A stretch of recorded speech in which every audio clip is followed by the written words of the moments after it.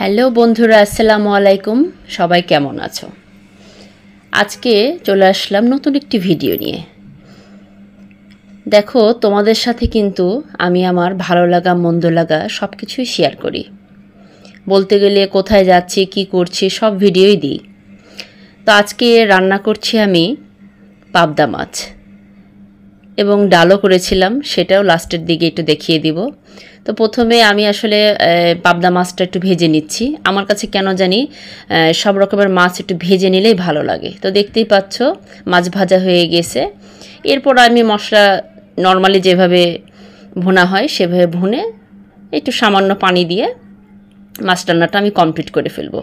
শীতের সিজনে একটু টমেটো থাকলে টমেটো কুচি কুচি করে দিলে ভালো লাগে, কিন্তু এখন তো টমেটো পাওয়া যায়, বাট সেই স্বাদটা আসলে হয় না যেটা সিজনাল সবজির মধ্যে থাকে। তো আগে একটা সময় ছিল যখন মাংস দিয়ে ভাত খেতে বেশি ভালো লাগতো, কিন্তু এখন মনে হয় যদি একটু মাছ ভাত পাই তাহলে বুঝি ভালো লাগে। তো দেখতেই পাচ্ছ এর মধ্যে আমি ভাত দেখিয়ে দিলাম। ভাত আমি অবশ্য রাইস কুকারে রান্না করি। আর ডালও দেখিয়ে দিলাম। তো ডাল আসলে ফোড়ন দেওয়ার জন্য পেঁয়াজ নিয়ে নিয়েছি। বাসায় আসলে রসুন ছিল না, যার জন্য আমি পেঁয়াজ দিয়ে তেলে দিলাম। তো আমার